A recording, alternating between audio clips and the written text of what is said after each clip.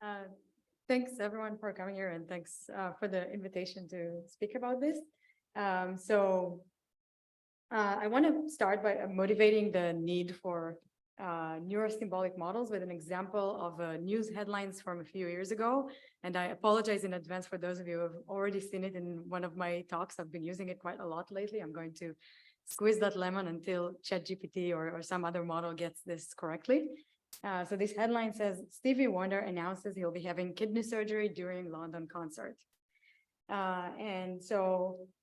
We can understand, so this sentence is ambiguous, but we can understand that the announcement happened during the concert while the surgery happened sometime later, based on our common sense knowledge that kidney surgery is typically performed under general anesthesia, which means that the person undergoing the surgery is unconscious and therefore unable to perform actions. But in the past, the state-of-the-art question answering system, unified QA, when I asked it when is the surgery, predicted that it's during London concert. And now if you ask ChatGPT, it's being very careful and saying that it has no access to the web and no access to events that happened after 2021, even though this is from 2019. And if you insist and you create this fictional story about this anonymous performer, then it actually predicts that the surgery happened during the concert. So this is just one motivating example for this kind of common sense knowledge that we reason about that is very implicit and never mentioned in text. And that's one of the reasons you might want to incorporate some kind of external knowledge into your neural system. In this talk, I will show you multiple hypotheses that I had over the years about how various types of knowledge can help improve the performance of neural NLP models for various different tasks. Most of them either failed completely or had very modest improvement upon the neural baselines. And I will summarize the findings from the different projects into general insights about what didn't work. And then I will end the talk with a little bit of general idea of what negative results can teach us. So let's start with my failed projects. So this is the timeline of my documented attempts to improve the performance of neural NLP models by incorporating symbolic knowledge. So that goes all the way back to 2015. And I tried improving models for many tasks using various types of knowledge. So the first project I want to discuss, this was in 2015. So at the time, Greg Duret had this Coreference resolution system that was also doing NER and entity linking jointly, and it was very successful. These tasks were found to help each other. Like, for example, in this case, it's unclear whether Beyonce or Hailey Baldwin is the musician. And then if you can actually do entity linking and you link Beyonce to her Wikipedia entry, then you might learn that she's a musician, and then that would help resolve the coreference. However, let's say that instead of musician, this mention was replaced by artist, and we don't have the Wikipedia page of Beyonce doesn't mention artist. And so in that case, you couldn't, the system couldn't resolve the reference. So at the same time, we had a system that could find easy relationships between different words based on paths that connect these words in knowledge bases such as Wikidata. So for example, we could find a path of Beyonce's occupation is musician, and musician is a subclass of artist, and then the system would infer that that means that Beyonce is an artist based on these specific relationships. And the system was high precision, very low recall. And so we started talking with Greg about the possibility of incorporating the signal from our system into his system. And so 90 email exchanges later, we gave up the idea. We had to admit that it didn't work. And specifically, we couldn't improve the performance in any setting. And specifically, the things that we found out were primarily that, first of all, the EACL model did not have enough coverage. We knew that it's very high precision, but the low recall was really problematic in that case.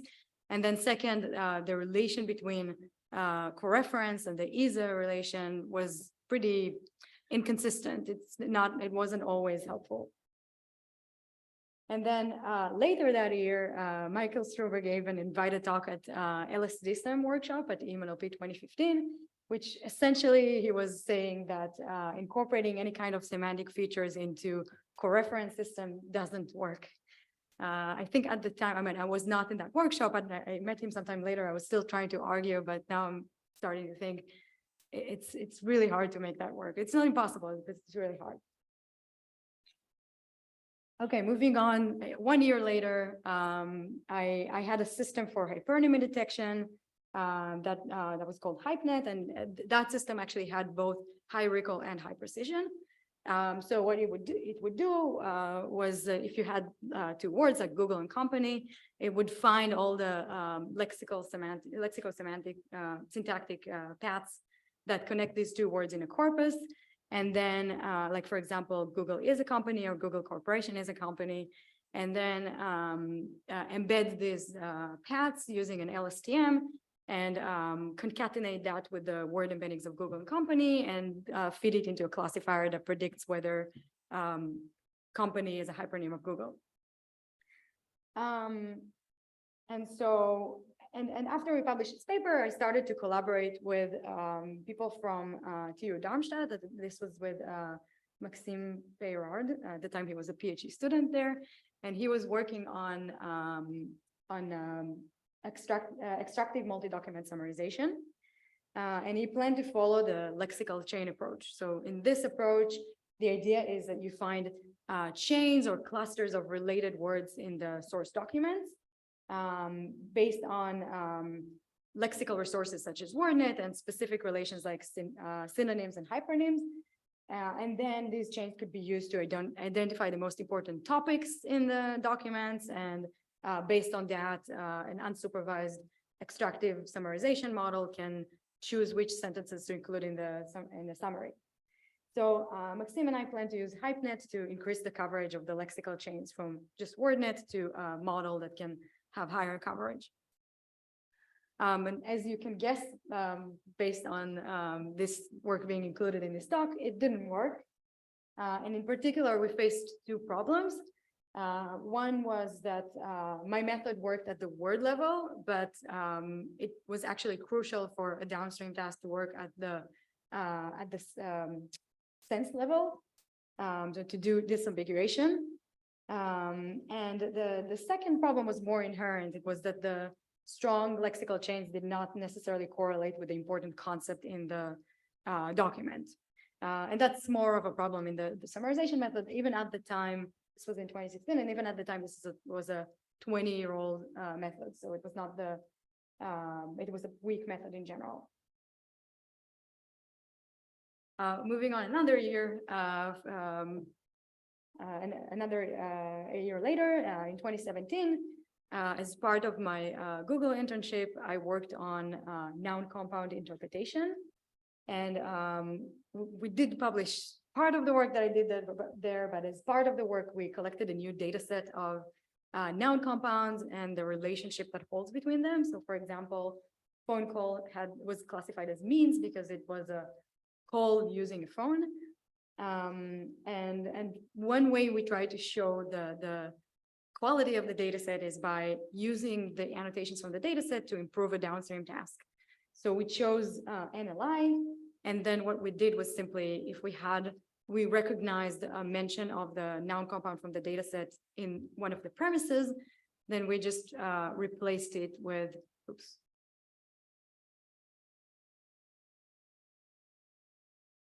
We replaced it with some kind of a template based on the relationship. So for example, phone calls was replaced to calls which use the phone.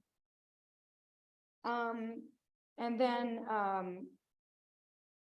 we had a very modest improvement. We evaluated it on the multi-NLI development set. So there was like a match set and a mismatch set. We had like a 1.5 accuracy increase in accuracy on the mismatch set and 1.1 increase on the match set. And so this was, as you could see, it creates very artificial sentences. So that was one of the problems. And in addition, a lot of the noun compounds are actually frequent enough in the language so that they could be learned just from the training set of multi-NLI. Of course, that now when we speak about language model-based models, these models already capture the meaning of longer phrases, but at the time this was based on word embeddings. And another problem was that the data set itself was actually not, the quality of the data set was not great. And there was a lot of disagreement between the annotators. And so some of the annotations of the noun compounds were not really accurate. And I stayed in that area of NLI for a while. I was trying to do something else to improve the performance.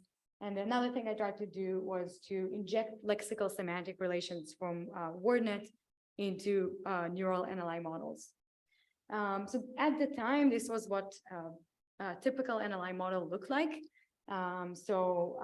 Each word from the premise and the hypothesis is represented as a word embedding, typically using pre-trained word embeddings like word2vec or GLOV.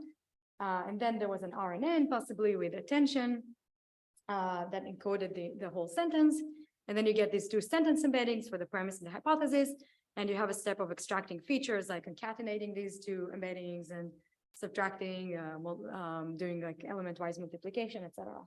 And this feature vector goes into a classifier that predicts one of the entailment relations. So one of the things that was happening with these models was that they were getting all of their semantic information from either the pre-trained word embeddings or the training data. And while the training data was abundant, it was still not enough to learn everything about all the possible words in the language. And so, so in the example here, for example, a dog running on grass entails that a mammal is outside based on the hyperonymy relation between dog and mammal. But if we slightly change the example to a cardigan running on grass to a corgi is outside, now you need a lot more specific knowledge that the cardigan is a type of corgi, and specifically, which I didn't know, this was an example I found on WordNet. And specifically, the part of the problem with word embeddings at the time was that they were not considering the context. So if you look at the word embedding of cardigan, it's mostly capturing the more frequent sense of knitted jacket. And so the most similar words were knit, yarn, pattern, dress, knitting, etc. So my idea was that instead of relying just on these pre-trained distributional word embeddings, we can also use that capture the similarity between words, but not in their frequent senses. We can also use word embeddings that capture semantic relations that are relevant for entailment, such as synonyms and hypernyms. Specifically, I used various different approaches for embedding taxonomies in vector spaces, such as retrofitting, order embeddings, etc. And I trained all of them on WordNet. So the way I incorporated it into the system was that now every word was represented as the concatenation of the distributional and WordNet-based word embeddings. And I trained and evaluated this model on many NLI data sets at the time: SNLI, multi-NLI, CITEL, the Quora paraphrases. And so adding the word and embeddings didn't result in any improvement. And at the time, I had a lot of hypotheses about why it didn't work. Like, for example, the first problem was that these data sets did not actually require a lot of this kind of knowledge. You could actually get a good performance without having this kind of knowledge. And the model also didn't utilize the WordNet embeddings properly. And also WordNet is very noisy. There are some domains in WordNet that are very fine-grained, and there are some senses that are very fine-grained. And so that's probably the reason the model was not utilizing these vectors, because it learned that it's too noisy to trust it, and it's better to just focus on the distributional word embeddings. And among all the projects that I'm presenting as a failure here, this was the only one that I actually wrote about, but only internally. I wrote reports to AI2 that funded this project through some award. And then in 2021, I again worked on NLI. This time, this was a partial success. So this was a work with Ohad Rosen from Bar-Ilan University, where we incorporated factual knowledge into NLI models. This was already based on language models. So the idea was that incorporating factual knowledge into such models can make the training more efficient, because let's say that you have an example like the office is located in Baytown, entails that the office is located in Texas in your training data with the label entailment. Then the model needs to learn from that, first, the fact that Baytown is located in Texas, and second, the entailment, the more general entailment rule that mention of a location in the premise entails the more like the city in the premise entails the state in the hypothesis, if in upward monotone sentences, which is most of the sentences. And while given enough training data, these rules may be learned given enough training data, but it's actually very inefficient to and probably impossible to learn all the facts in the world from the NLI training set. And so our solution was that we can allow the model access to an external knowledge base, both during training and during inference, and then the facts are provided as inputs to the system. So it only needs to focus on learning the rules. And so the way we did that was that we created these relation embeddings. We focused on a few specific relations, like located in, and then we learned these relation embeddings, and we changed the BERT representation so that it encodes these relations. So for example, given Baytown in the premise, we add this, that we had this matrix, and we add the tail of the located in relation embedding, the embedding of the located in tail in the premise in the second to last index, and the same for the hypothesis for Texas. And now the BERT is informed about this relationship, and all the model needs to learn during training is these rules that that I showed earlier, and the few relation embeddings. And indeed, we only needed a few hundred training examples for the highest number of training examples we had for a relation was 700, and the model was able to learn that. So this is the first partial success in this talk. So the model did outperform the NLI, the baselines on NLI challenge sets. And unlike prior work, it could also generalize to entities that were not observed during training. So because it actually had access to the knowledge base on the go, as opposed to prior work that was embedding the entire knowledge base before during training. For the same reason, it was also more computationally efficient, because we only needed to embed a few extra relations. But the main limitation was that it was a very task-specific solution. It was meant for exactly this kind of two sentence tasks, and that we didn't actually get performance gains on the like standard test sets for NLI, only on challenge sets that were testing for external knowledge. Last year, with my students Sahithya and collaborators from the computer vision group at UBC, we worked on improving a model for visual question answering by incorporating common sense knowledge. So the idea was that there are some questions in this data set that go beyond just understanding the scene. Like in this example, this animal is known for many acute senses, including what? First, you need to recognize there's a cat in the picture, and then you need to reason about your knowledge or like retrieve knowledge that cats have a good sense of hearing and sense of smelling.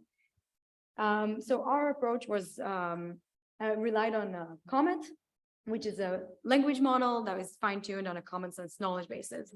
So for example, it tells us that cats are good at hearing or have a good sense of smell. And so this was the overall architecture of our model. This was VLC BERT. It was based on VL-BERT, which is a vision language model. And rather than what the previous work did was to embed the question along with the image regions and then predict the answer. We also generated common sense inferences and then embedded them back into the system. And the way we did that was we obtained object tags using the object detector. So for example, in this picture, we have cat and fridge. And then we use that to prompt Comet, generate knowledge about that, and put it back into the system. And more specifically, we had this, the first step was converting the question into a declarative sentence. Then we very artificially just added the object tag. So we had something like, this animal has a cute sentence with cat and fridge. We generated inferences from Comet, like for example, this animal is at location, house or kitchen, and it has a sense of smell and it is smart.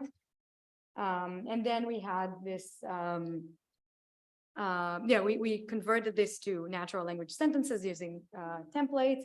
And then we had this attention mechanism based on the similarity of each one of these sentences to the declarative version of the question based on sentence embeddings. And we end up choosing the top 5 most similar inferences as some proxy of like the most relevant knowledge. And then, I'm not going to go into the technical details here, but we incorporate these inferences back into the transformer. So again, this is partial success. We trained the model on the larger VQA 2.0 data set, and then we also trained it on 2 data sets, OK-VQA and AOK-VQA, that specifically require this kind of knowledge. The specific results I can mention later, but we did manage to outperform the baselines that were within the same parameter range, parameter size range, that also incorporate external knowledge. And one of the things that our model was doing better than the other models was that they were retrieving static knowledge from ConceptNet, which is often not relevant or not relevant in the specific context, while we were using Comet, so it was more contextualized. One of the problems was that one of the disadvantages was that the larger models, even if they were not using any kind of external knowledge, were outperforming our model on these data sets. In addition, that we actually showed that there was very large subsets of these 2 data sets that don't actually require a lot of external knowledge.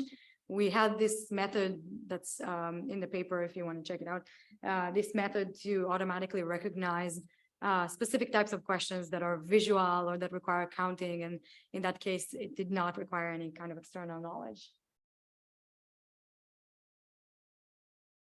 I'm teaching a graduate course about common sense reasoning in NLP. I've been teaching it twice now. And I give students an assignment where they first need to train a BERT model on COPA, the choice of plausible alternatives.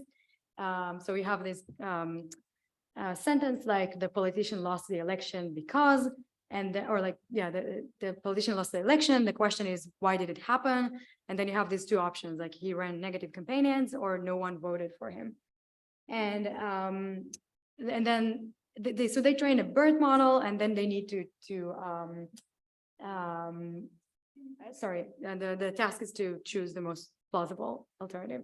So they train a BERT model, and then I tell them to retrieve knowledge from ConceptNet, incorporate it into the model in any way they find suitable, and show whether it improved the performance. So the good news is that I also asked them to do error analysis for the neural model and the neuro-symbolic model. So the good news is that when they do the error analysis on the neural model, they do show that the neural model lacks common sense knowledge of various types. Now, the bad news is that when they actually incorporate the knowledge from ConceptNet, in however way they found to incorporate that, it degrades the performance. And this is the average of this year. I didn't go into the reports from last year, but the average from this year was about 8% in accuracy, or 8 points in accuracy that they lost from incorporating the knowledge. So the last example is the most successful one.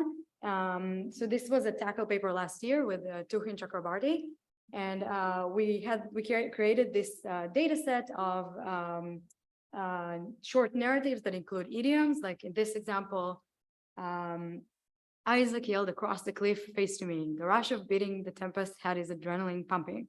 I could see he was scared and invigorated. Okay, man, you're up next, he yelled out to me. A sick feeling swept over me. It was indeed my turn to run the gauntlet. So the idiom here is run the gauntlet, which means to go through an intimidating experience in order to reach a goal. And so we collected this data set with the stories, and then we asked crowdsourcing workers to suggest a plausible continuation to the story that relies on correctly interpreting the meaning of the idiom. So for example, he ran full speed towards the cliff. The cliff is a plausible continuation. We had multiple setups. I'm not going to go into the details. Again, you can check it out in the paper. But I'm going to focus here on the generative setup, where the system was asked to generate the continuation. So our most successful supervised or baseline, our most successful baseline was a supervised sequence-to-sequence model based on GPT-2. And then we had two neuro-symbolic models that were inspired by the way that non-native English speakers interpret new idioms. So either by trying to understand the context or by focusing on the literal meaning of the constituent words of the idiom. So we had two models, one for each of these strategies, and they were both based on Comet. The literal model was based on a Comet that was trained on ConceptNet, where we tried to elaborate on the constituent words. So for example, it told us that run is used to get exercise and gauntlet is used as a weapon. And the context model was using Paracomet, which is the paragraph level version of Comet that was generating event-based common sense about the context itself. Like, for example, that then the narrator sweats from nerves or wants to feel better.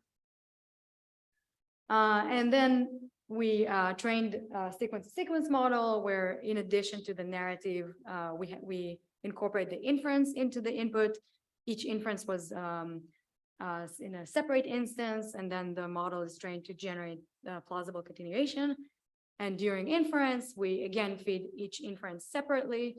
But when we generate the continuation, we sum up the logits from each for the same token from the same time step. We sum up the logits from all the different instances, and then we sample from this distribution. And it's kind of like an ensemble over all the inferences. Again, as I said, this was the most successful model. So in the human evaluation, we asked crowdsourcing workers to judge 3 endings of the same narrative, one from the GPT-2 baseline and one from the context, one from the literal model. And the context model was preferred most of the time. So I really don't have anything bad to say about that. This was this is a successful example in this talk. Okay, so now I want to shortly talk about why most of these projects fail or had very modest success. And so let's try to find a trend among all the conclusions that I showed from the different projects. So the first problem is that the source of symbolic knowledge might be noisy, inaccurate, or lacking coverage. And in particular, when you extract data blindly from a resource without contextualizing it, you might, it might be irrelevant or incorrect. At the very basic level, if you have a sentence talking about a mouse and you extract knowledge from ConceptNet, you're going to get both the knowledge that it's located on your desk and also in a hole. Obviously, referring to two different senses of a mouse, well, in your context, it's going to be one sense of a mouse. But yeah, it goes way beyond just disambiguation, but that's a basic example. And the more successful projects I showed in this talk were actually using Comet, which generates inferences that are contextualized. So that's really useful. An alternative approach, which is becoming more popular, is purely neural models, where you have one step of generating knowledge with language models, and then another step of incorporating this knowledge back into the model to reason about it. And so one very popular example is the chain of thought prompting approach, but also I had earlier work, very naive work, the self-talk model a few years ago that was generating clarification questions and answering them and feeding that back into the language model. In this conference, we also had a paper presented yesterday where we improved the performance of event coreference resolution by incorporating inferences from a language model about what events plausibly happened before or after the target event. The more, the second problem is that it's non-trivial to determine for a specific instance whether any knowledge is missing and whether it could actually be useful to incorporate any knowledge for that specific instance. And if we just incorporate knowledge into the model for every instance when it's not needed, we also introduce a lot of noise, which eventually degrades the performance of the system. And then third, simply concatenating the text into the inference text into the model is not necessarily the optimal way to incorporate knowledge into the network. And again, the more successful models that I showed here, VLC BERT and the idiom interpretation model, we're both doing something a little bit more sophisticated than that. Fourth, crucially, even if in theory, the knowledge that we incorporate into the model should help, many of the data sets that we use are not actually requiring to use this kind of knowledge. They might be too easy. They might have all these spurious correlations that are just, it's possible to get a good performance without actually having the knowledge. And then lastly, sometimes our hypothesis about that a certain type of knowledge can improve performance is just wrong. Okay. I just want to quickly mention there was a paper in NLP last year that was also studying the question of when does external knowledge help, and the two of their findings that were kind of aligned with mine, I guess, is that they found that first of all, the format that the knowledge is provided with is critical.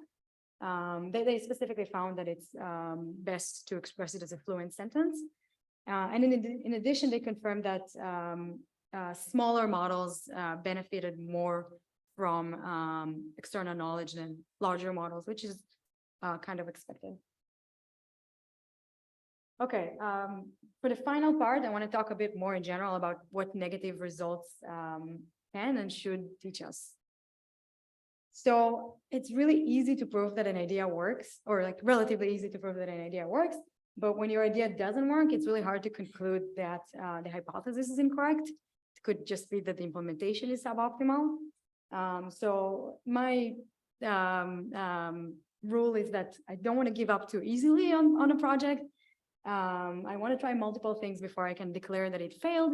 But at the same time, I don't want to marry my idea because it's often a waste of time. It's okay to admit that something doesn't work, and it's usually beneficial to move on, work on other projects, and then if you can share your negative results on in workshops like this one, and also another thing that's been really useful for me over the years is that I try to be very organized. So I might find myself reusing some ideas from the past, or some code from the past, or some summary of literature review when I go back to working on a similar topic. In addition, I was able to talk about projects from 2015, not because my memory is good, but because I had a lot of the documentation for what didn't work. Yeah, and here is some of the documentation that I have. As I mentioned, yeah, luckily I know the limitations of my memory, so I try to compensate by being organized. Okay, so to recap, personally, I haven't completely given up on Neuro-Symbolic NLP. I think there's some interesting future directions, such as detecting whether and what knowledge is missing before incorporating it into the system, and better methods to incorporate knowledge, maybe not just like concatenated as text. And another area that I would like to see, I haven't seen a lot of it because I think it's harder, is usually when we say neuro-symbolic, we think about a neural model with symbolic knowledge, but there's also the option of symbolic computation incorporated into a neural model. I think it makes a lot more sense than, I don't know, like teaching language models to do math. We could just do that symbolically and incorporate that into a model. I think there is starting to be some work in that area. As I mentioned, it's also okay to give up on work on ideas that don't work. After all, as researchers, it's our job to test ideas that have high failure rate. As a community, we need to reward researchers and provide them with incentives to publish negative results, such as this workshop. So thanks for the organizers for organizing this. And thank you.